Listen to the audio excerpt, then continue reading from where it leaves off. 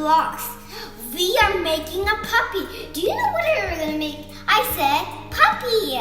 Because we need feet, legs, and body, and neck, and face.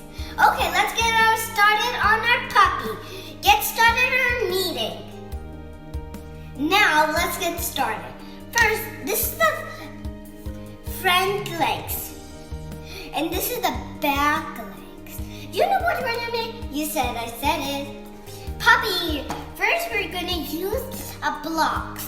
We need 2 feet like this and 2 black legs. And you're gonna take this, not like this.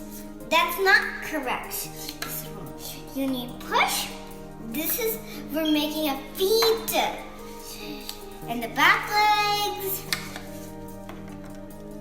Get started. We'll start it and we'll get started. These are the body. The body. And now you keep it up on this. We're making puppy. You like puppies? Oh, I like puppies. Let's get started. Otherwise we don't want to get late. And these are the neck.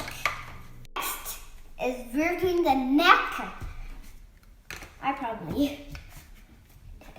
And this is the neck. This is the face. This is my puppy.